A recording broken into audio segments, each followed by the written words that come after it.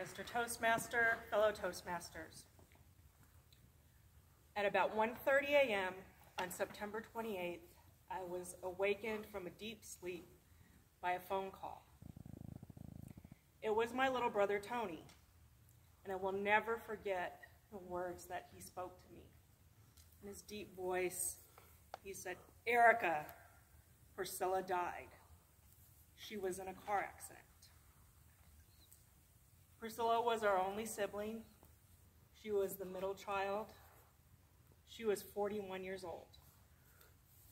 She had died earlier that evening in a car accident on September 27th on our mother's 69th birthday. Our family went from planning a birthday celebration to making preparations to go to Denver to take care of my sister's affairs. During this time, I have experienced a wide range of emotions, from shock and disbelief to anger, then finally to a very deep depression and sadness like I have never felt in my life. Thankfully, as time goes by, grief starts getting a little bit easier to manage. And I've learned so many things these past 5 months. I want to share a few of those things with you today. And these things are things that you probably have heard before. I know I had heard them before, but since this has happened, they've taken a whole new meaning with me. Don't major on minors. Don't sweat the small stuff. It's so easy for us to get distracted and overworked about little blips in the road. My car wouldn't start. A bird crapped on my car today. My husband folded my laundry wrong. Again. Those things are not very important. In the grand scheme of things, they really don't matter. This very same weekend last year, I had gone to Denver to visit my sister. We were so excited to have this girls' weekend. It was the first time in a couple years that we had spent some time alone together. When I got there, she had been going through some stuff. She wasn't herself. She was very tired. And what happened was she ended up sleeping almost the whole time that I was there. And I remember I was angry at her. I was disappointed. And it was because I was majoring on minors. If I had known then what I knew now, that was going to be the last time I would travel to Denver to visit with my sister, I wouldn't have been so upset with her for sleeping. I would have cherished every single moment that I spent with her.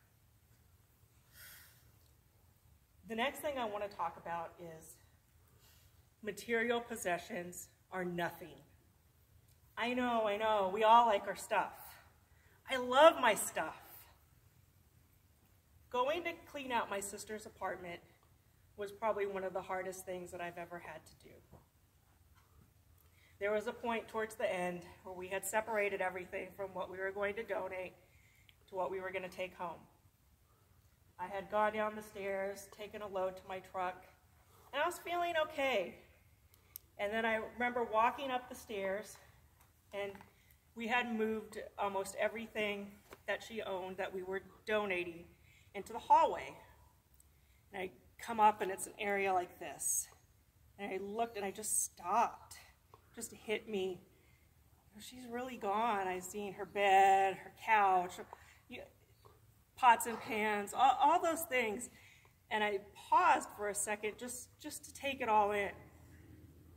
And there was a box sitting there, and I pulled out, it was her chef's uniform from a job that she had recently worked. And I remember just being so overwhelmed with grief. I remember holding that jacket up, tears streaming down my face. And I felt so horrible. It's like, how can we throw her whole life away? We're throwing her life away. And I paused, and a thought just came into my head, and it was, this is not her life. This is just stuff. It's really nothing. You're family is everything. Your kids are everything.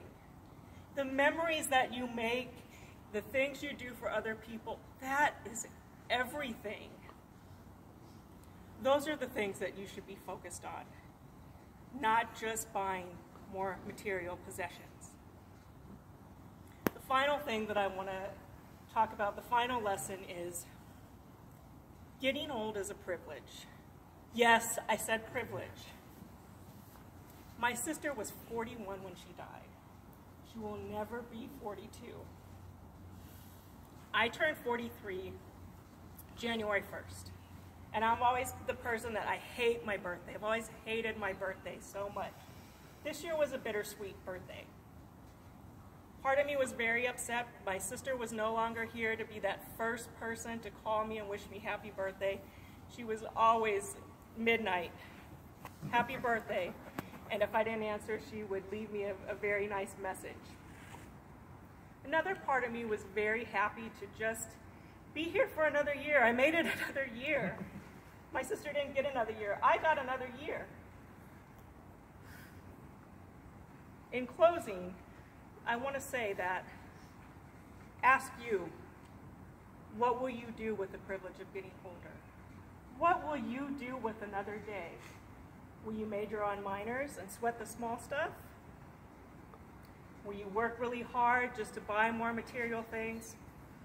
Or will you focus on what's really important? Mr. Toastmaster.